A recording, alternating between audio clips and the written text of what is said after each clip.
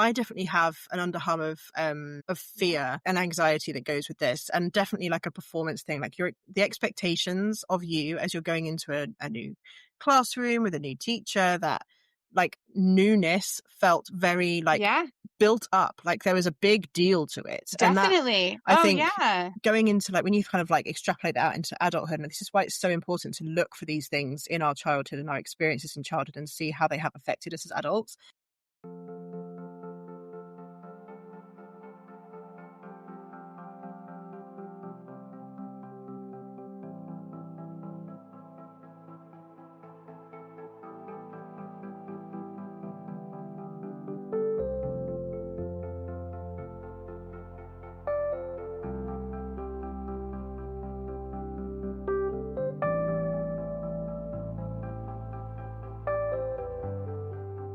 Hello, everybody. Welcome to another episode of the Big Home Ed Conversations.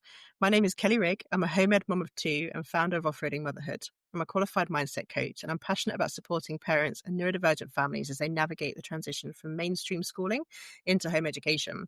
I'm joined with my co-host, Ashley Veneria, who's also a fellow home ed mum of three and a former primary teacher. So we created the Big Home Ed Conversations podcast with kind of what began as honest, heartfelt talks around a coffee table that have grown now into a space where hundreds of listeners now tune in for real, unfiltered conversations about mindset, behavior challenges, educational philosophies, and the often very emotional journey of alternative education. So we cut through the noise and we focus on what really matters to home educating families. So hopefully offering you some clarity, confidence, and hopefully some community too in every episode that we do. We, this summer, have been given an incredible opportunity, sponsored by OutSchool, to review their platform and to go and play with it and use it and enjoy the different classes and things on there, and then to come and tell you guys about it. And essentially, we've been doing that for the past couple of weeks and let you know a bit about it. I hope you've had a chance to go on there and have a look. What I did find out this week actually about it, which is really awesome, which is that about 2,500 of the OutSchool educators on there have advanced degrees. So when you think like the average kid is not going to have the opportunity to be taught by somebody with an advanced aeronautics degree, like also like incredible thing, that there are people on there with these incredible bits of knowledge in their heads that they would never normally get to interact with on a regular basis, but actually they will get to, and they will get to learn from them, which is just awesome.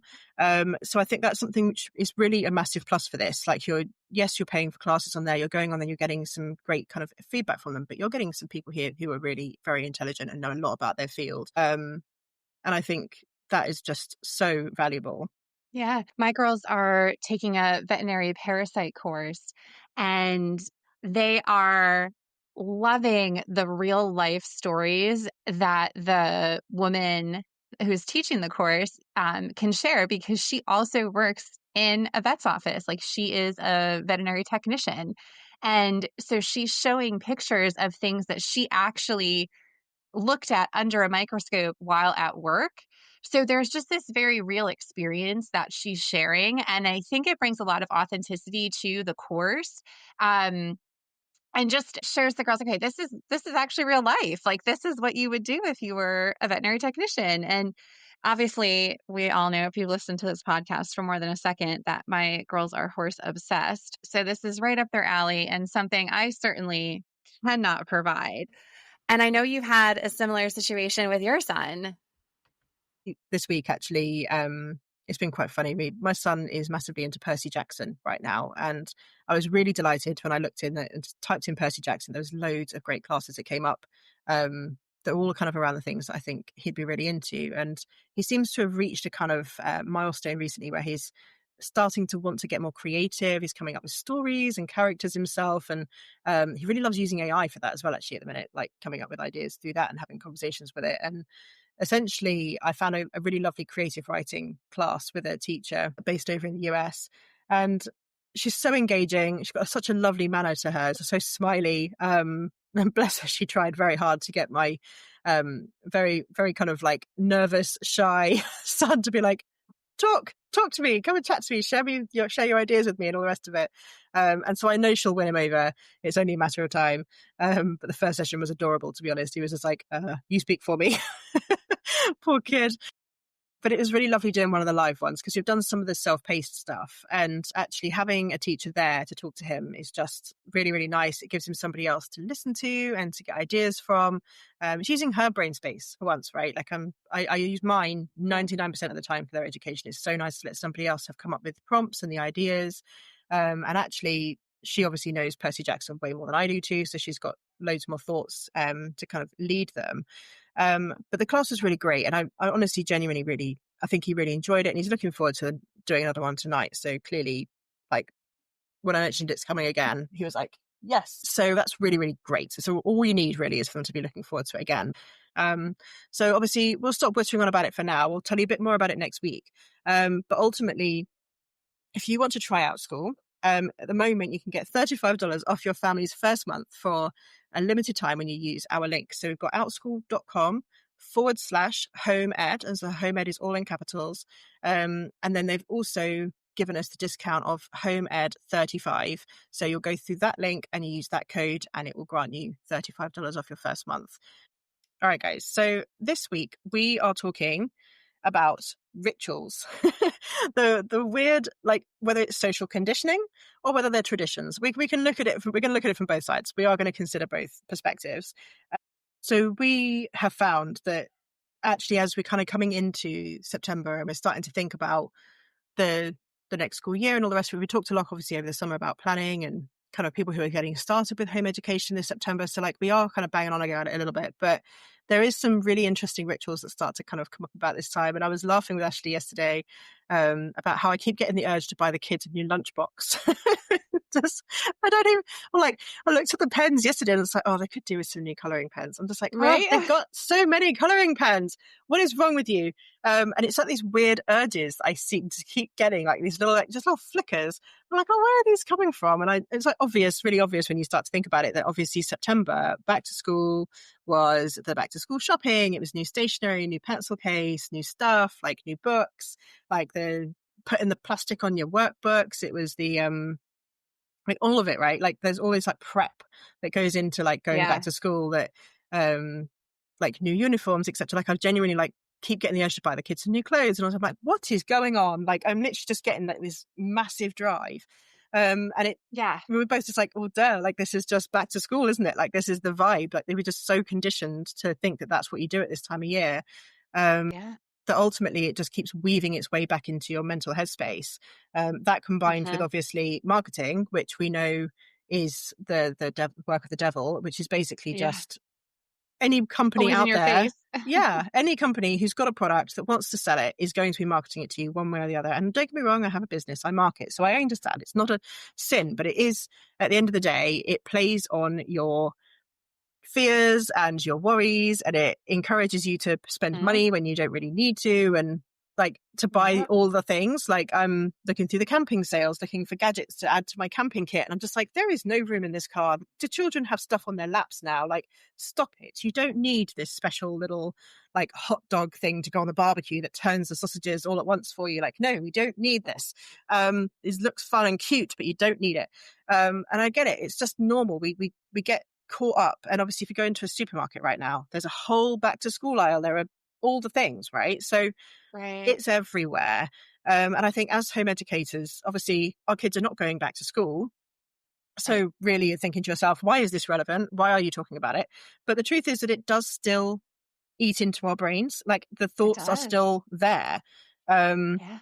and I mean, when did schools typically go back, Ashley, in America? Was it, because I think it's August, isn't it? They go back a bit earlier than they do So here. it has massively shifted since I was in school, and like it feels very uncomfortable to me, honestly, but we always went back typically after Labor Day or like that first week of September. Mm-hmm. So that was kind of your earmark, and I vividly remember this because there was like MTV Music Awards or like the Video Music Awards, whatever it Mm-hmm. was always like in September, the first like week that you were back at school, and so it was something we always talked about. Mm-hmm. Like so, just this very like vivid memory for me of like having to watch these music awards. But anyway, we had typically ended school the first week of June and then went back to school the first week of September. Gosh, that's So such a you long had like a break. really solid summer break. Yeah, it was amazing. Um, and schools obviously varied. So some schools were like mid to late June or, the first or second week of September. But now, like all my nieces and nephews and friends who have kids in school, obviously back in the States, they're all typically going back like that second week of August, but they're Right. getting out in May. Right. So it's all So it shifted a bit is earlier. it's all shifted a bit earlier. And the thing about the States, which is very different than here, obviously, and somewhat different from Italy as well, is that it is very much dependent on your district. So not even your state, but your like very specific school system. So you see a lot of variation in like winter breaks, fall breaks, spring breaks. Like it varies. It is not the same week across the country. And it is not like all the kids get out of school on this day. Whereas I feel like in England, it's very driven by the term schedule. And like, when school's out because suddenly there's a million kids at the playground in some random month or week in October, right? And you're like, oh, okay, term break.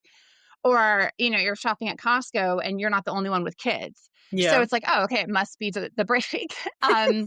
But in the States, like, it could just be at like, don't get me Very wrong, it's randomly. around the same time, but it's never the same week. And so, um, yeah, like, it just very much depends on what your school system has decided. And so, like, I have nephews that go back the second week in August, and I have some that go back still that first week in September, Yeah. So and totally they get random out at then. different times. Yeah. Totally random. That's Yeah, interesting, isn't yeah. it?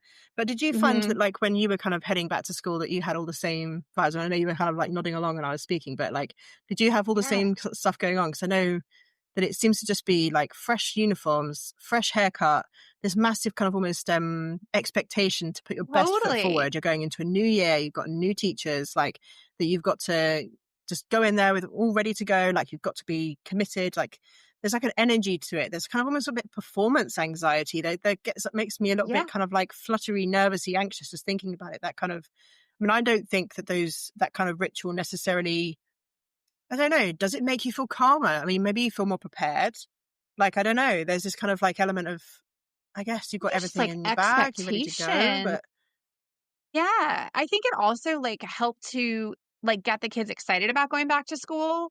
Cause mm, you go back to school shopping. Usually you've grown a lot over the summer. You need to get new clothes. I mean, here again, different because you wear uniforms, but in the States, only private schools wore uniforms. So the majority of just public school that children go to, the free school, the free education, you wear whatever you want. And so yeah, obviously back to school shopping was a big deal. You're kind of yeah, choosing your outfits and everything, and getting a few of those like newer stylish pieces. mm, Definitely getting back to school haircut, a new backpack. Like I remember it was very. I don't think it was until I was in high school that I stopped getting a new backpack every year. Like, mm, which is so silly because it's not like they stop working suddenly at the end of the school year.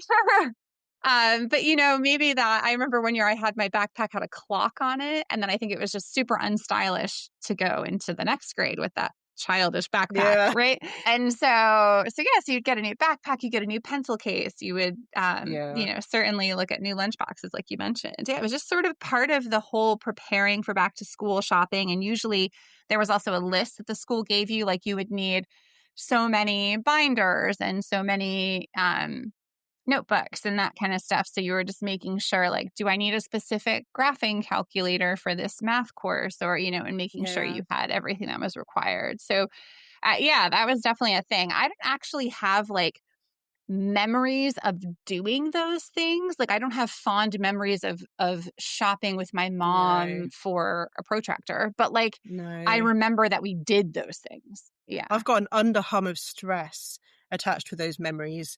I think I can remember my mum always feeling quite like frantic. I think probably because we had probably left it until like the last week before we went back to school, which I think so many families do actually. And then like Yeah. an underhum of stress of just like, oh no, we need to go and get everything, we need to get all the uniform, we need to get all of this, we need to get all of that. And the cost associated with it and the anxiety that then built about getting back to school.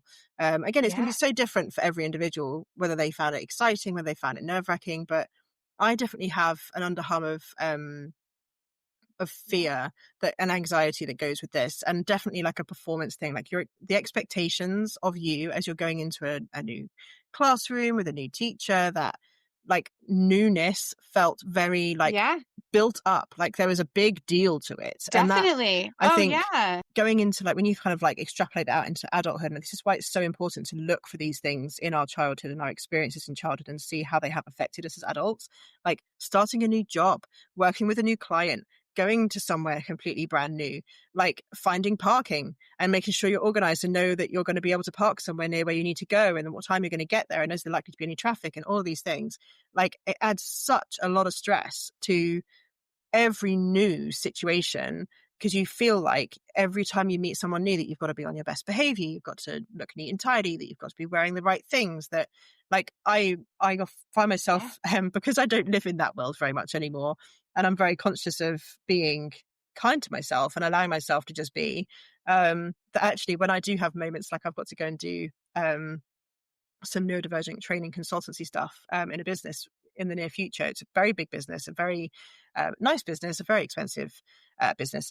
And it's making me feel very, very scared that I am not, I am not that person. So I am feeling like the urge to go and get myself a really smart dress and to make sure I've had a haircut and to make sure that I'm this, that, and the other. Like, and it's so interesting how like it then creates that performance anxiety around like I'm going into a new situation, this is what's going to be Right. expected of me. And to some degree, I guess it isn't all bad that we teach our kids that there are going to be situations in life where they are going to have to be smart and professional and be able to go into there and be like ready to be that person.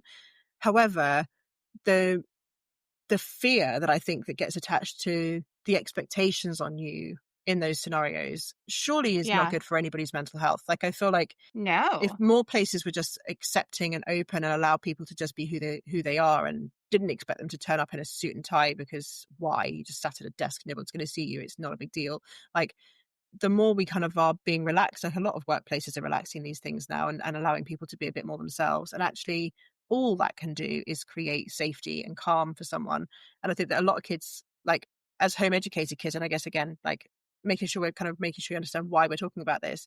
As a home educated child, my children don't really have this. Like they don't really Right. have an Exactly. awful lot of this. We have the odd moment, like maybe we go to a wedding or um even like going to other people's birthday parties. Like I say to them, like, come on, you try and find a nice, neat pair of trousers and a nice t-shirt. They're like, Why? why? We're It's just like, going to the because you're playground. going to a party. Like, it's like, just need to be just a little bit neater.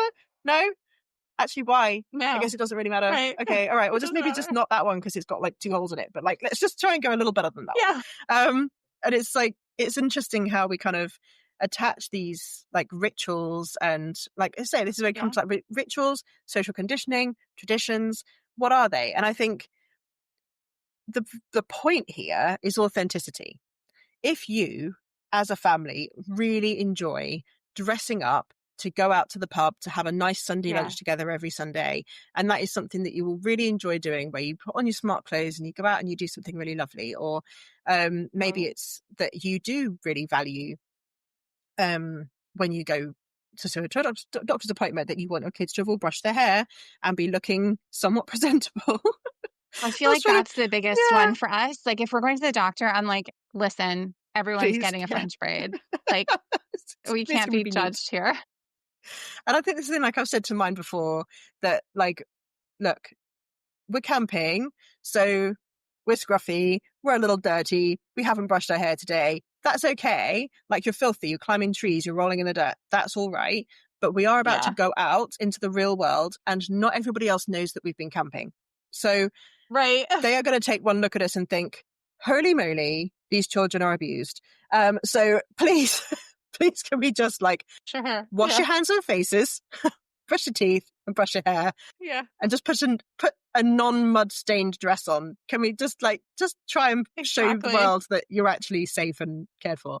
But but these are moments that are funny, but also like it makes you realize how deep this conditioning runs and how it's not Right. necessarily that I care about it or that I worry about it. And I don't, like the kids, they're supposed to be a bit scruffy and having a great time. And they are well fed and healthy and all the things that they're very, very happy kids. But Yeah. you do find yourself thinking like, I need to relax because I'm giving them a complex here about what other people are thinking of them. And actually, I don't want them thinking That's about that it. almost at Right. all, actually. Like, I really want them growing up thinking that they are choosing to wear that pretty dress because they love wearing pretty dresses, or they are brushing their hair because it feels nicer to them to be able to run their fingers through it without it catching, or like I want them to do it because they want to do Yeah. it. And so much of our habits and conditioning are that we do it for other people. um It's very like true. But it's weird, it's isn't it? true though. But it does matter because think, I mean, I know if I was when I was teaching, if I had a kid come in that was like a hot mess, I would be Mm. like, what is going on at home? Mm. Like, no one's looking after this kid. No one cares if they're put together before they come to class. And Yeah. I don't know what happened at home. Maybe that kid 100% refused. And the mom was Yeah. like, fine, we just got to go get to school. Like, Yeah. Yeah. we've all been there. Like, if you don't want to get dressed, you're going in your pajamas. Like, we got Yeah. to go.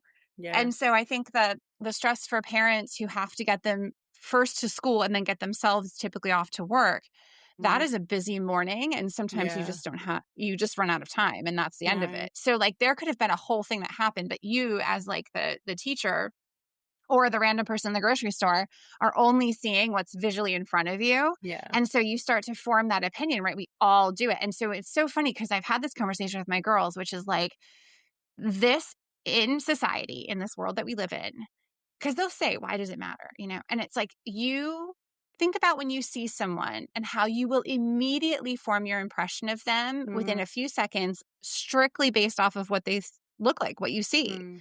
And this is something that will carry on into the rest of your life. So when you are in the business world, when you are, finding a potential partner or making friends or any of that, that first impression is visual. It has nothing to do with their personality, who they are as a person, their values, doesn't, nothing. It is simply their appearance.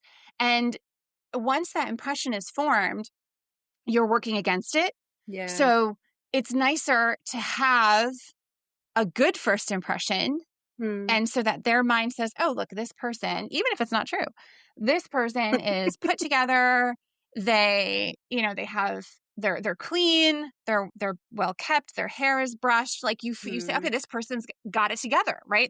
They probably also have it together in other aspects of their life, right? Yeah. That's sort of how we extrapolate that Make data. assumptions, don't we? Yeah, 100%. Mm. But then let's say you show up because you had a rough morning and whatever, and you're still in your robe and you've got like coffee stains down your pajama top and you've got mismatched shoes or your hair is in a mom bun, whatever. Then that person is like, man, this woman is really like stretched to her limit. Even if that just happened to be a bad morning because your alarm didn't go off or something, Yeah. or your spouse was supposed to take care of it but instead they're really sick, so suddenly you got called in and like weren't prepared, right? You're working against that first impression going forward. That's Yeah. much harder. It's much harder to overcome those negative opinions, right? Yeah. And so this is the conversation I have. I'm like, well, it's because so many Yeah. people, right or wrong, your brain, not because they're judgy, but just your brain is going to make that Mm. opinion of that person. And we always want it to be as positive as possible so that it just sets you in a good light Yeah. going forward. And it's one of those things where you are constantly, especially, I don't know if this is just a home ed thing or if it is other parents as well. But so we were recently camping and I said to my girls, you need to put out 7 outfits. They need to be a mix of short and long sleeves. And they need to have, socks and underwear. And then you need to have a riding outfit because we were going riding one day. And that's the advice I gave them. And one sweatshirt, which I learned the hard way is not enough. We always need 2 sweatshirts. Um, but yes, so we had some very interesting outfits this week. Yeah. Very interesting. I was not going to make Interesting any changes. combinations. I just said, hey, No. let them do it. Yeah, it's And, we're fine. going places. We're on vacations this summer. Like they Yeah, know it's these kids fine. aren't, We're messing about there it's outside, aren't they, fine. really? But I think it's interesting, isn't it? Because you kind of have both sides to this. You've got the concept of Hmm. trying to teach them that, for the most part, we don't, if someone is judging you based on what you look like. Say a random person like you meet at a shop somewhere, Yeah. like couldn't care less. Like that person Right. matters not to That's not a me. They are person. not in Right. any way important to me. So like No. day-to-day life, for the most Yeah. part, I don't worry about it too much. My kids are both healthy, they're both well fed, they're both like reasonably-ish neat and tidy. Getting my youngest to brush her hair is an impossibility. We do it as often as I can manage. Yeah. But for the most part, Yeah. they are happy, healthy, reasonably clean. We'll go with it. But for the most part, it's in these pinch point moments, these moments where we feel like there's a higher risk of judgment or a higher risk of somebody there being an authority there. I think it's linked to authority. It's that like Yeah. that Agreed. person's judgment of us has an impact on our life. So going to an interview or meeting a teacher or going and doing something like going to the doctors or whatever, like these are moments where we feel like that person is in a level of authority that we've maybe placed on them that maybe they have, maybe they haven't, but ultimately we want to impress them and we want them to actually see us in a certain light. And it's in those moments that you want them to have the skills to be able to put their best foot forward if they feel like that person matters and they want that person to care a lot about what they have to offer. Exactly. And you certainly don't want to be showing up to like a business meeting where you're hoping to get £20,000 in consultancy stinky Dressed. and Yeah. like clearly have food on your face and you haven't washed for 3 days and your clothes are a mess Right. and you're going to go there and Yeah. be like, yeah, I want 20 grand from you. I mean, yeah, sure. I mean, there's some massive CEOs out there who do mess around in jeans and probably could get away with it Yeah. because they've already got billions of pounds in the bank. But for the most part, most of us know that if we want someone to be impressed by us, then we have to impress them with those initial Exactly. instinctual kind of moments. And Yeah. the hope is that for sure you're like that you're only really going to work to impress people who actually you care about impressing. But ultimately, most of us spend most of our lives fearful of impressing everybody. And I know that I've managed to work very hard to get away from this feeling. But for the most part, most of us walk through our days conscious that people could be Yeah. judging us all the time Yeah. and worried about Yeah. that. Even strangers, even people who don't matter, we are going to be thinking, oh my goodness, they're going to be thinking this about us. I even had a moment actually last year. We went on a trip with a bunch of us to Stonehenge, and we got on the bus, and the kids were chatting and they were noisy. And as we kind of got up to the bus stop at the top, obviously there was no reason for them to ding the bells, but a couple of them dinged the bell. And my son included was desperate the whole way to press the button. And I had to keep saying, no, we don't press the button. It's annoying for the driver. No, it's not okay. We don't do that. Like, you can ding it as we come to the stop once. That's it. No more Right. dinging. Right. It's rude. And as we got off the bus, I was like, sorry, I feel like we're chaos this morning. And he goes, no, I was just sat here thinking, you guys are the best behaved group of kids that I've come across in a very long time. I was like, and I got laughed, went, really? And he goes, stick a bunch of kids on this bus and they ding those bells like nothing else. Like it does my nut in. Like I literally get up to the end and I'm Yeah. just like, get me out of this bus. I can't do this job anymore. And I was like, can I just have this in writing just for my own like sanity down the line? I really have worked hard to commit it to memory because it was a moment where the whole time, the whole 5-10 minutes that we were on that bus, I was cringing at how loud they were Yeah. and how chatty they were and how annoying it must be and how we need to be behaving nicely for him because being on the bus you have to behave and you have to do this and you have to do that and you can't press the buttons. And actually he sat here going, blimey, they're so well These kids are behaved, great. what lovely kids, they're so polite, they've all said thank you, they haven't done the bell 20 times. And it's like, isn't it fascinating how so often we are sat in these situations thinking we are not giving a Yeah. good impression and actually we are doing the It's opposite. just fine. And Yeah. I think this happens so often, and what's sad about that is the reason why we're sat there going, we're not giving a good impression, we're not doing the right things, we're not pressing them, we're not neat enough, we're not smart enough, we're not tidy enough, we're not saying the right things, is Right. because we spent most of our childhoods being told that we're too big, We need to. be smaller, you're Yeah. too loud, be quieter, you're Yeah. whatever, right? You're asking too Hmm. much, ask for less. And so we spend an Yeah. awful lot of our adulthood trying, I mean, I'm definitely trying to undo that Yeah. and to be bigger Yeah. and to be louder and to talk more and to put myself out there, and to Yeah. not be ashamed of it and to not feel guilty about it. And it's still Right. hard, even with an awful Yeah. lot of conscious effort. And so I think one of the things that Yeah. about these kind of like, again, call them traditions, call them social conditioning, whatever it is to be really mindful that as home educators, we are going to come up against our conditioning and the things that we experienced as children and the fears and hang-ups and the worries. And like, you're going to be Yeah. taking your kids out there, presenting them to the world. They are going to be interacting with random people, going out there and trying to get jobs go to college or go to uni or whatever one day. And ultimately Yeah. they will be okay. And I guess this is what I want to Yeah. kind of get across to you, is that we are all working really hard to undo this, to make people feel a little bit less like they have to be on it all the time in order to be seen as something impressive just because of how they look. But Yeah. ultimately, Yeah. it's a constant effort, isn't it? It's such a lot of effort to Yeah. achieve that. Um, and hopefully, as I say, it's like the generational trauma, like you undo a little bit every time. But as home educators, we are typically undoing a massive boatload of that by not having this like big push, this big, like, right, come on, new year, new you, got to focus, can't like let go of last year. I know Yeah. that you're a bit pants at this, or you couldn't focus, or you weren't doing great at this subject. We're going to do better this year. They're going to get a tutor. We're going to have a smarter uniform. We're Yeah. going to do better.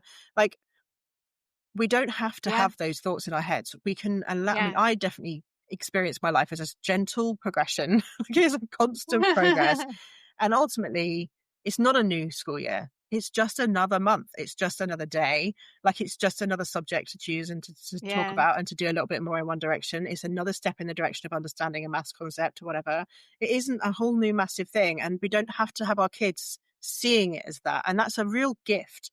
And I think if we can take one thing from that, is that just simply by choosing to home ed, we're giving them that gift, is that less pressure at this time. We don't have to have Totally. it. It doesn't need to exist. And so all the marketing and the shouting at you to get them new resources or to sign up to a new curriculum or to get them into new classes or whatever, do what feels good. And I think this is the crux of this, isn't it? Right? Like the concept Yeah. of how do you actually dig in and almost like recreate, like, so if there's a ritual there that you love, then how do you recreate it home ed style, or just taking away some of the pressure or the expectations or the doing it for somebody else? Like, back to school photos is a great example here. We're both saying Yeah. before we got started that we have both taken not back to school photos as well. Like, Yeah. you had some in school for a little while as well, so I suppose you might have had some from that in the early stages as well, but mine have never been Yeah. to I guess I school. do. And Yeah.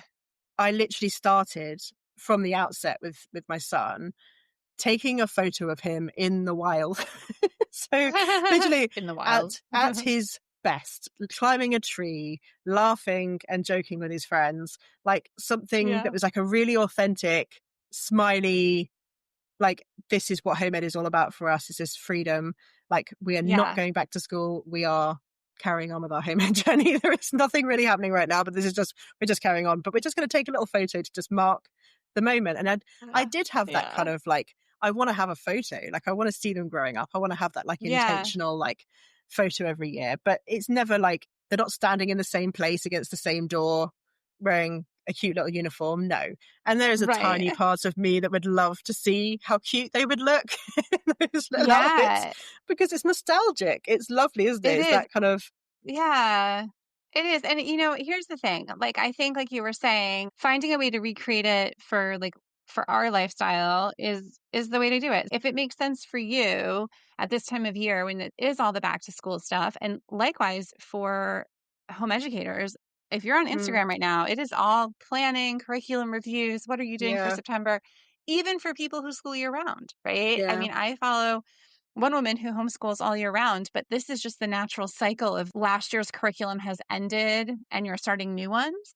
Um, I am bombarded with it, and it definitely is one of the things where it sort of reinvigorates me to look at our schedule and to say like, okay, we've sort of laid back this summer quite a bit, but now we need to re-engage and get a little bit more mm, serious and a little bit more intentional. And how is that going to look for us? And also, I have found that while we didn't need a lot of planning in the beginning of our home ed journey, we do need a little bit more now because we're, three kids kind of actively learning.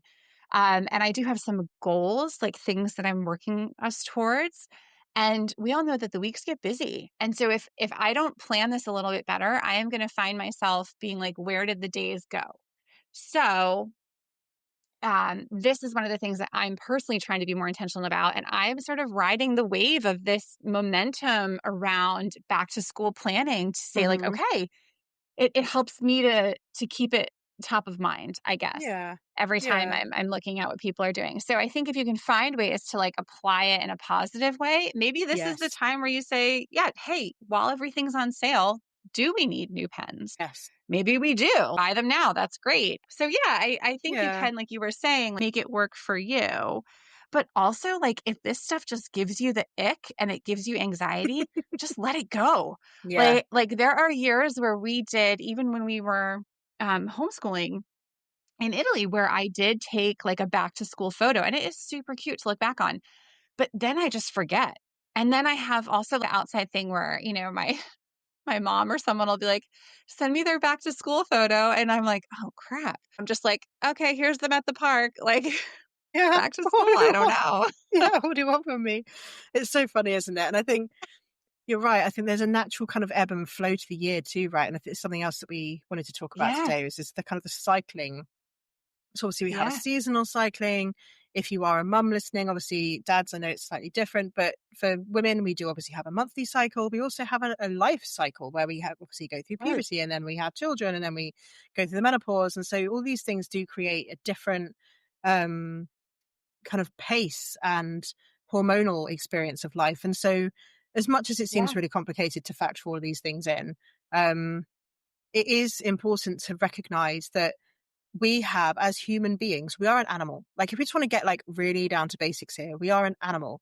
And like you would expect any other animal to just follow its natural rhythms, to like you would expect a rabbit to hibernate more in the winter.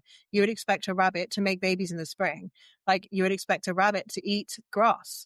And then like, you know Yeah. what I mean? Like you wouldn't Yeah. expect a rabbit to go and start climbing a tree. You wouldn't expect a rabbit to start running a corporate business. Like at the end of the day, as human Right. beings, we have been asked to suddenly be an awful lot of things that is not particularly natural to being a human being. And we experience the seasons and we experience that cycling and like we will feel energized in the spring typically and we will feel like we want to snuggle and go inwards and read more books and watch more movies and Right. eat great, lovely, comforting, warm foods about now. I am so ready for autumn. My body is feeling it already. Like I'm Yeah. excited. I'm feeling so like, Pumpkin oh, it's just picking. gonna be so nice. Like I love this time of year.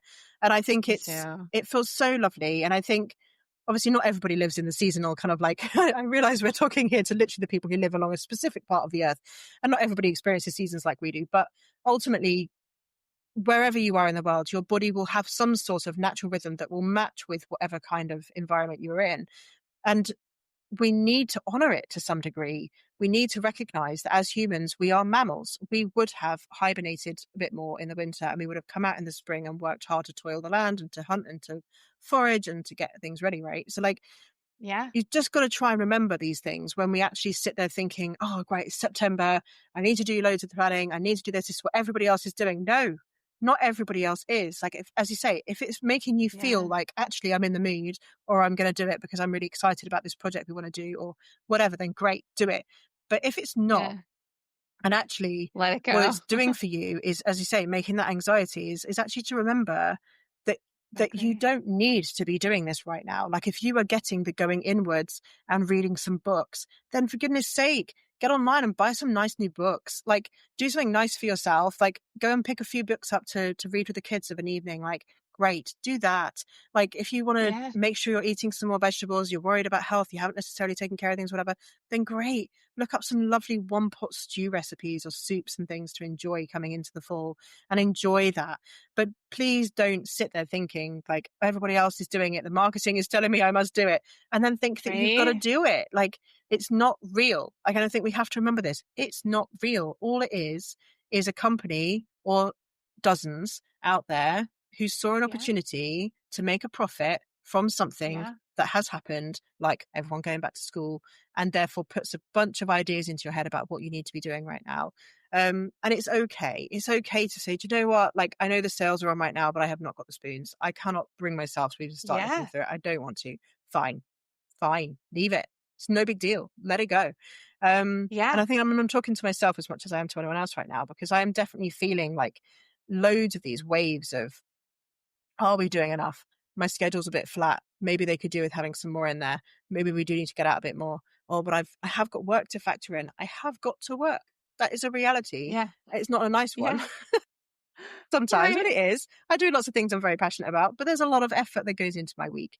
And so it is just really respecting that there's a lot that we have going on, and that all of these kind of external expectations of the world around us. So, like, as you say, like it might be that you're already starting to worry about Christmas, or worry about their birthdays, or worry about Halloween and all the things that you've got to do to make those things happen. And again, these are just another opportunity to recognize social conditioning, traditions.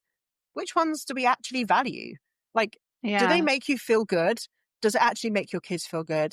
Do they actually really enjoy it? Is it something which you really want to be doing? And we made a great comment about Christmas, and you were talking about it before we got on, Ashley, about the concept of Christmas Day. If you really try and rack your mind back to your childhood, how many gifts do you actually remember? Like actual presents Yeah. that you got? Like I can remember a handful, maybe like two or Yeah. three, which obviously big pivotal moments, like getting my first MP3 player. I mean, that was awesome. Sure. Yeah. But ultimately, I don't remember.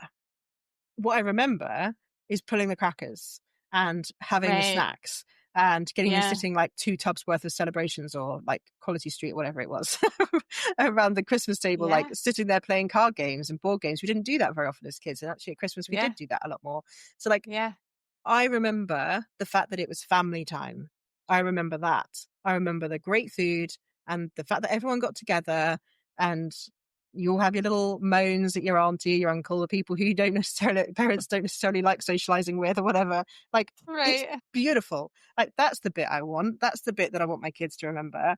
I don't, they're never going to remember the stuff. Like, the stuff isn't important, but if all you can manage is to simply just make sure that Christmas Day is a family day and you just play some games and watch a bit of movies together and eat plenty of snacks, then you've won. There you go. Christmas beautiful. Yeah. Doesn't need to be Yeah. anything else.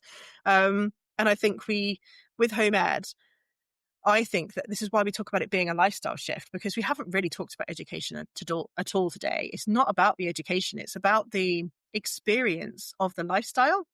And it has to be something very, very different to what we maybe envisioned when we first thought about having kids. That we are Yeah. literally envisioning a life that is more family centric. It is slower. And it is in that way, I think, beautiful. The pace is good and the education fits in nicely with the day to day life. It doesn't have to be a whole separate thing. Um, Yeah. but yeah, I just think you've got to think of it like a lifestyle. This is why it's so important to think of it like a lifestyle. Yeah, exactly. And I think that there's so many opportunities to wrap tradition in that does kind of create these bonding or like key kind of core memory experiences. Mhm. And there's this book, and I'm blanking on the title. I'm going to have to, have us link it in the show notes. But it's all about, I think, oh, it's called The Memory Making Mom, I think it is. Hmm. And it's all about like how to wrap daily traditions, seasonal traditions, monthly traditions into your life Hmm. to build this like very lovely, like foundational childhood. And Hmm. it talks about like something as simple as, pancakes are always Sunday. Mhm. And Saturday we make muffins. And then into things like, every year we drive around and have hot chocolate and look at the Christmas lights. And Mhm. it's something that's so interesting because when you look back at your own life, you can see that I remember being dragged out of bed every Sunday for what we called our big breakfast. And my parents would always do like eggs and bacon. And obviously, when you're a kid, it's fine. But then when you're a teenager, they're like, get down here now. And you just want to sleep in. Um, but it was something that we had to do every single Sunday. Yeah. And then we did certain things for every Thanksgiving. The same, we always played bingo. Like you were talking about board games. We always played bingo. And every once in a while, my dad would have this big prize at the end. It was $100. And you'd be like, oh my God, like, Oh my filling a God, big, that's it's amazing. like Yeah. such a very cutthroat. Um, so lots of emotions after that if you didn't win. But it was definitely like, really memorable. And so I think there's opportunities for those to kind of be the things you strive for versus hitting all of the seasonal things that are thrown at you, Mm, just by that, like we were saying, like the conditioning you have and going into the marketing of the supermarket. I mean, there are Christmas decorations out in Costco right now, and I'm mhm, thinking, guys, I get that you want to sell this stuff, but I have my kids with me, and I don't need them making their mm. Christmas lists in August. Thank No. you very much. Yeah. Like, so it is beyond maddening because then they're like, "Oh my god, oh yeah, Christmas. Okay, I want this, I want this, and I've got a Yeah. list on this for 6 months. Are you Yeah. out of your mind?" Yeah. So it's really frustrating that the stores have gotten to really control so much of Mm, what we then do in our homes. mhm. And so I'm trying to be very intentional about stuff and kind of it's hard for me. I think we've talked about this before because I tend to fly by the seat of my pants. I'm not really I don't like to plan. I don't like to say like every Monday we do this and every Tuesday we do this, but I recognize that like my children really do thrive on that, sadly, Yeah. It for is me. helpful, I think, to have some anchors, isn't there, in your week? And Yeah, it yeah, is. yeah. And I think I love that kind of like the concept of those kind of lovely traditions and like family traditions and stuff like that. That I think I love the sound of that book. I think I'm going to have to find it and have a listen because it's such a Yeah. lovely kind of concept, isn't it? To just be mindful of Yeah. building these memories in, and even if you can't be intentional, even if it isn't every Sunday or whatever, like it's No, yeah. like my kids. We have when we have a movie night. But they love the idea of a movie night. It typically involves pizza, not necessarily takeaway, just like we just make pizzas or we cook pizzas or whatever that is just Yeah. involves That's the pizza. best kind. Somehow always seems to Yeah. involve pizza, and then we have some popcorn and we watch a movie and we snuggle together down on the big sofa and we have a nice movie night. It usually involves everyone arguing over what movie it's going to be and all the things. All of that becomes part of the Sure. tradition, right? Like it's Right. Right. it usually involves my son getting scared by things and running out the room that are really, really like you wouldn't expect him to get scared by. Um, Oh. but yeah, so like it's always like really like these things become lovely memories for us and lovely memories for them, and hopefully builds it Yeah. as something. I mean, they do look forward to it. They ask for them all the time, um, Yeah.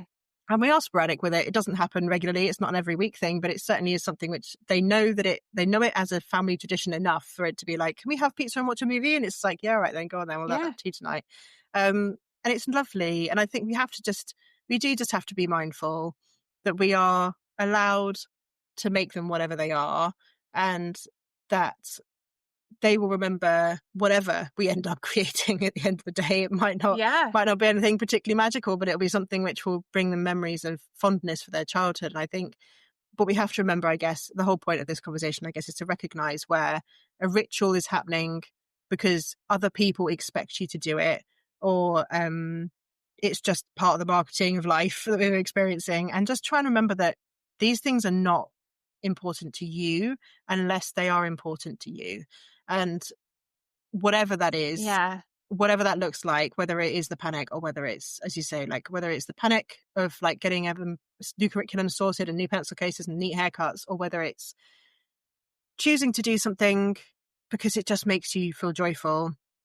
You've Yeah. just got to work with what works for you guys and build an intentional life that is actually built around what matters, and really Yeah. work hard to critically think and question about the routines and rituals and the stuff that makes you anxious, and really analyze it and think, am I doing this because I want to do it? Or am I doing it because the world expects me to? And actually, if I didn't do it, what would happen? Would all the bridges in the world fall down? No. So let's just Right. relax and think, no, okay, so we aren't the kind of people who want to dress up all the time. So maybe we won't be doing that unless it's an absolute, like a wedding or something. Like maybe we are just trackies and a t-shirt family, and that is cool. Like we are happy that way. And it doesn't matter. It's not a big deal.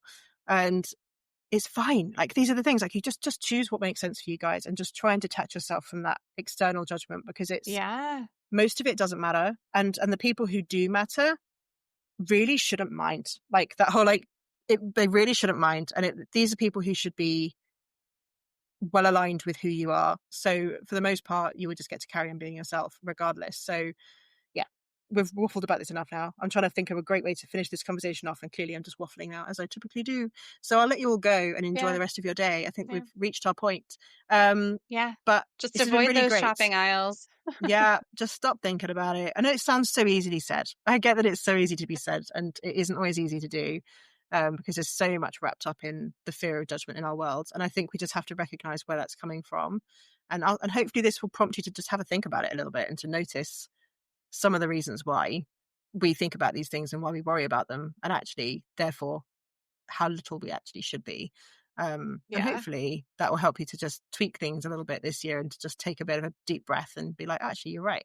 I don't care if people see my kids looking neat and tidy. They don't need a haircut right now. Like, they're both fine. Like, good. If even one little tiny thing that you're worried about gets out of your head because of this, then great. Let us know if it does.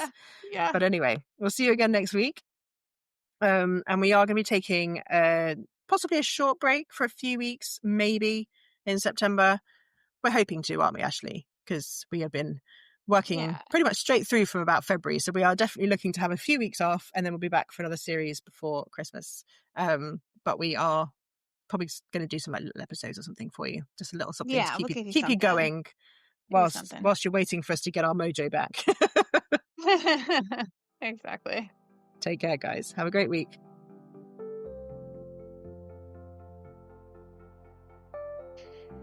You've been listening to the Big Home Ed Conversations podcast. Thanks for tuning in. Don't forget to subscribe, leave a review, and share with a friend. Follow us on Instagram and TikTok at Big Home Ed Podcast for updates. We'll be back again next week for another episode, but don't forget to check out the special summer episodes, Get Your Head Straight to Home Ed. See you soon.